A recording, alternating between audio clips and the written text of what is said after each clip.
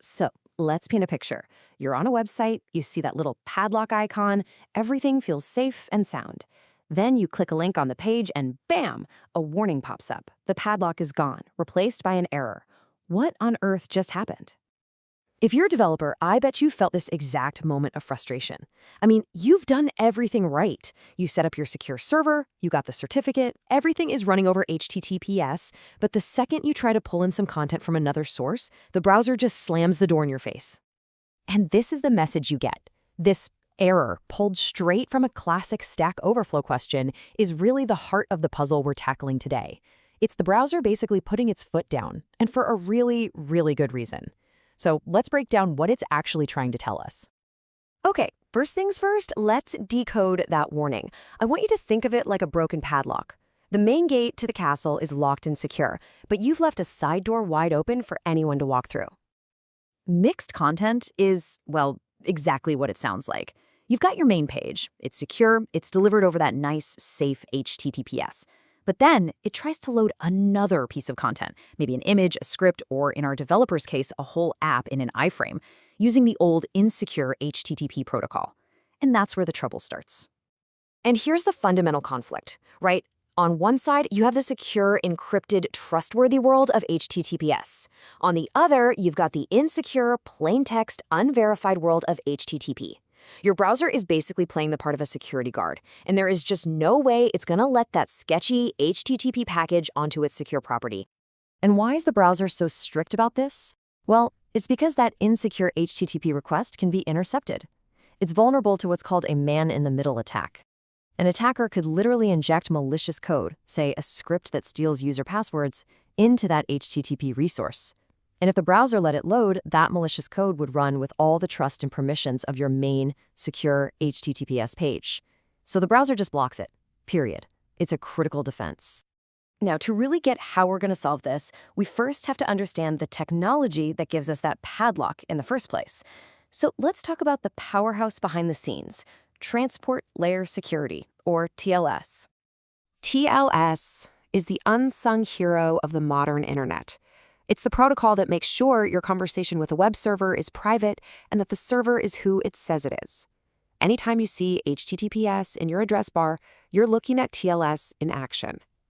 But how does your browser even know who to trust out there on the wild web? Well, it all starts with a foundation of trust. This diagram from NIST shows how it works. It begins with a super secure organization called a Root Certificate Authority, or CA. At step 1, they create their own self-signed certificate.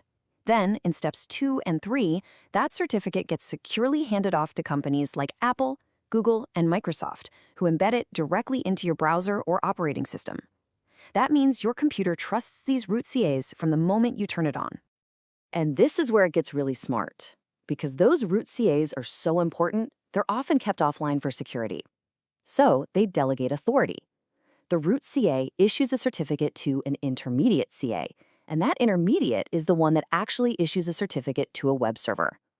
When your browser connects, it checks the server certificate, then the intermediates, all the way back up the chain to that trusted root certificate that's already on your device. It's a beautiful chain of trust. So for a system administrator trying to secure their website, it's a pretty clear process. They generate a key pair, create what's called a certificate signing request, and send it to a CA. The CA does its homework, makes sure they own the domain, and then issues that signed certificate. That certificate is basically the server's digital passport, proving its identity to the entire world. Okay, so we got it now, right? We understand the problem of mixed content, and we understand the awesome technology, TLS, that provides the security. So let's put those two pieces together and finally solve our developer's puzzle. Let's just quickly recap the challenge from that Stack Overflow post. We've got server A, which is secure and speaks HTTPS. It needs to show content from server B, but server B only speaks insecure HTTP. And we know the browser is the bouncer at the door that will absolutely not let that happen directly. The solution here is so elegant. It's a reverse proxy. Just think of it like a receptionist in a big office building. The outside world, your browser, only ever talks to the receptionist. The receptionist then figures out where the request needs to go internally and forwards it along. Crucially, the proxy can handle all the security itself. This is called TLS offloading. It takes the secure request from the browser, unwraps the encryption, and then makes a new insecure request on the safe internal network. To the outside world, everything looks perfectly secure. And this is where the magic really happens. Look at the before state. The browser sees a request from secure server A to insecure server B, and nope, it blocks it. Now look at the after. The developer reconfigured the app.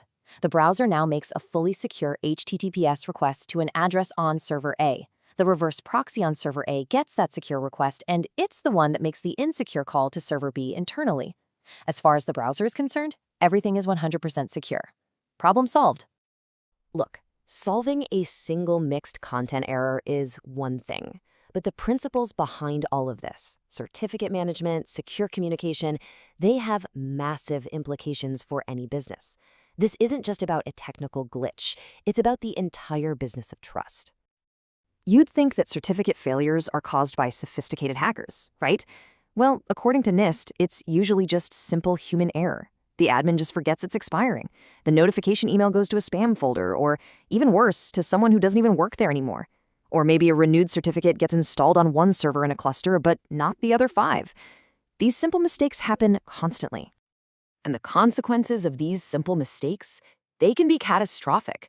We're talking about critical application outages, your online banking portal, your stock trading app, your hospital's health record system. They all just suddenly go dark.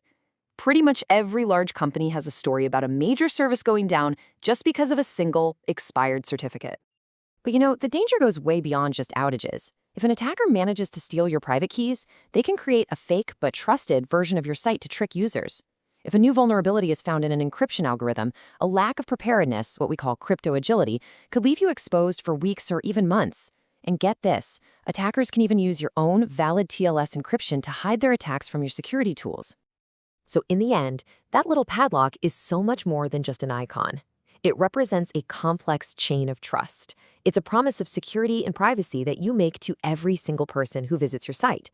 And the most important takeaway here is that keeping that promise requires constant vigilance, not just against sophisticated attackers, but against the simple human errors that can bring the whole thing crashing down.